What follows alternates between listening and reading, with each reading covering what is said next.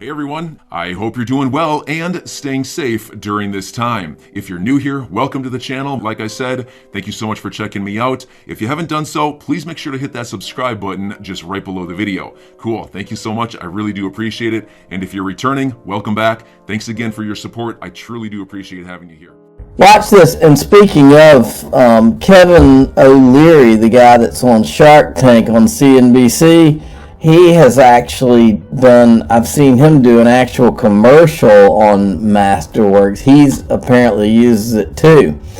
All right, listen to this. Okay, I don't know where you are in crypto. You were so negative for a while and just definitive, like you always are. You may know nothing, but you're never in doubt. But you were so negative. Then you got totally positive. Do you own Bitcoin now? Kevin, what's your position in crypto right now? You do. Have you sold major parts of it? You have a lot of it, or look, Bitcoin is not a coin, Joe. It's simply software. Ethereum is software. If you own, HBAR software, if you own Microsoft, if you own Google, why don't you own Bitcoin? It's all software. It's you own one Bitcoin, do you have a real position in it because you're a wealthy guy? I have millions of dollars. 20% of my portfolio is now in cryptocurrencies and blockchain. This guy went from talking about it not at all to talking about it all the time. With guys like this, I've observed this guy enough in the last few years. If he's talking about something, it's not the time to invest in it. Because the things he's investing in right now are the things he's not talking about. That's how these guys operate. So pay close attention. If he's saying Bitcoin, Ethereum, you need to be looking at something else, because that's not how these guys roll.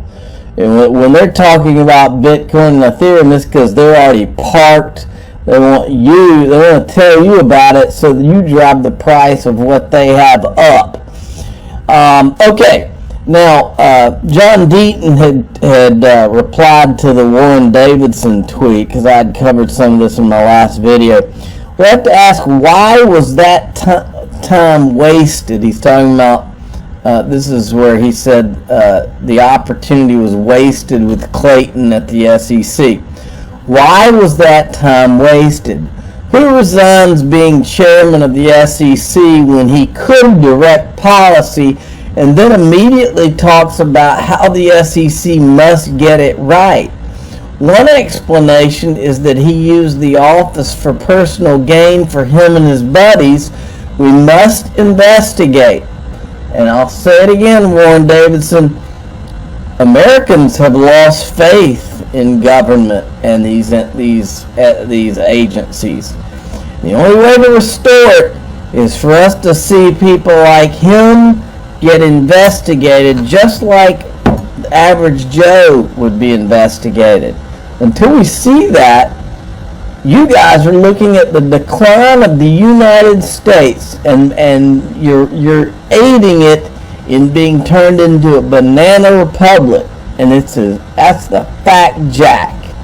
Okay, I hope you're listening. All right, now Brad Garlinghouse was on CNBC, which is a mystery in itself. All of a sudden, maybe CNBC is doing some face saving. They gave Brad a whole segment. Let's watch it. Joining me now, Brad Garlinghouse, CEO of Ripple. Brad, thank you so much for being here. It's great to see you. Good to see you too, Kate. Thanks for having me.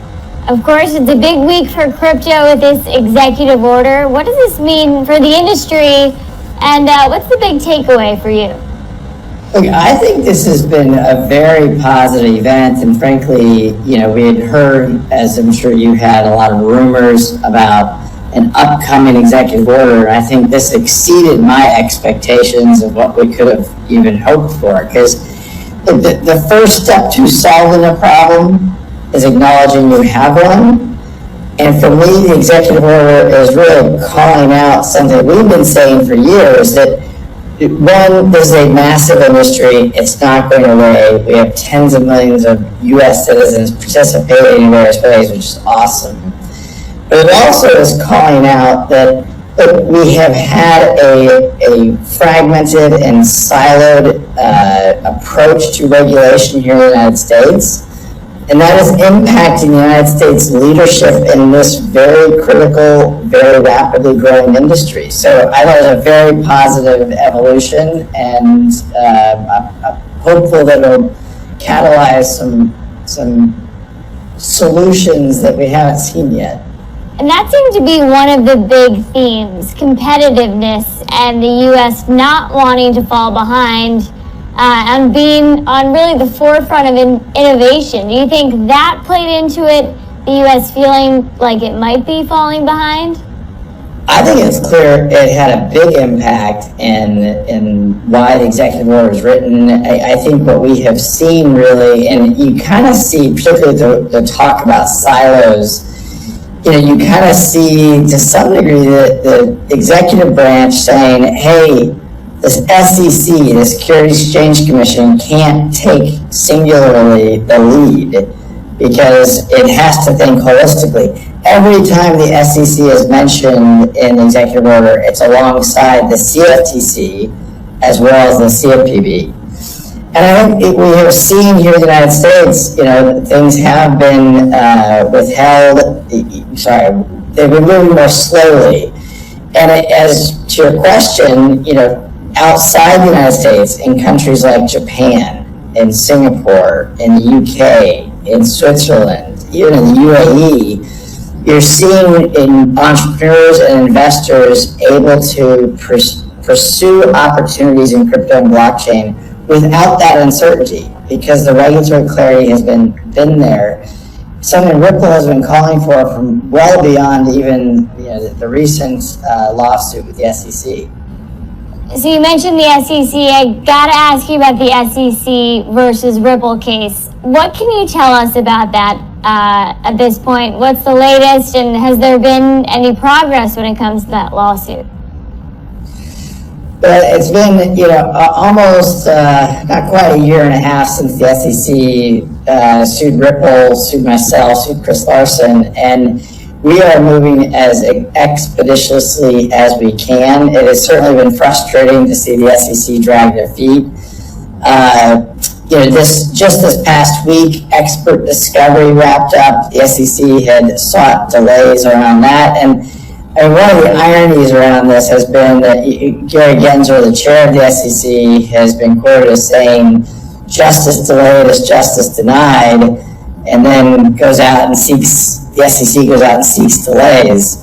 It's rare for a defendant against the SEC to be pushing to see things happen faster, but we think it's very clear that the SEC has overstepped.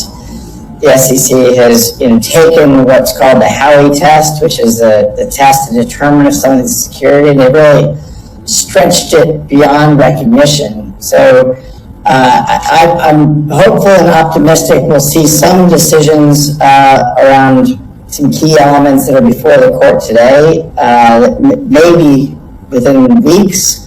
We'll see. I think the questions that that the court has been asking have been very thoughtful, and I'm hopeful that we'll get some clarity soon. And you've described the SEC in the past as really picking winners, and the idea that XRP as a cryptocurrency has been taken off of exchanges like Coinbase. In some senses, investors have missed out and not been able to trade XRP on those exchanges. Ripple has also seen certain downsides. Is it fair to say that the SEC is picking winners when it comes to XRP or other cryptocurrencies? Well, one of the things I loved about the executive order is there are a number of themes that we have been at least championing in the marketplace that we saw in that executive order. One of them was about the importance of a level playing field. And as you pointed out, a big part of that executive order was around U.S. competitiveness. And what we saw happen with the SEC is, picking winners and losers, saying, hey, we don't think ETH is a security, but we do think XRP is a security, despite a whole lot of similarities. So I think that with the executive order, I'm hopeful that we'll get some of that level playing field we have sought. It's certainly not the role for the federal government to pick winners and losers. I think I'm a supporter and believer in what's happening in the Ethereum ecosystem. There's different use cases, and again, the executive order calls out specific use cases, for example, around cross-border payments, where Ripple has been focused really since the beginning, and how XRP, the digital asset kind of native to our solution, can really solve a lot of problems and benefit many consumers and businesses here in the United States.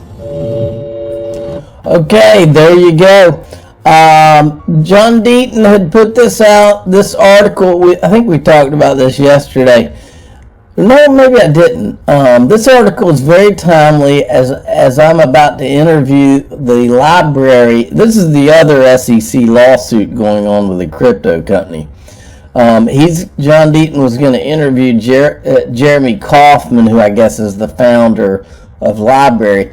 Be ready to be even more offended by the SEC. We can celebrate the executive order being positive, but there's an ongoing war against crypto led by the SEC. He's so right. Then he says, I just finished the interview. I promise you that you will become even more outraged by the SEC. If the SEC's theory in the library case is successful, not only is Ethereum a security, but Bitcoin miners could be considered securities too. Wowzers. Okay, Stefan Huber, the other day we covered this, but he pointed out to me that he's calling it, I think he's calling himself an idiot or something. They collaborated. Novogratz says Gary won't give crypto a free pass, but he likes Ethereum.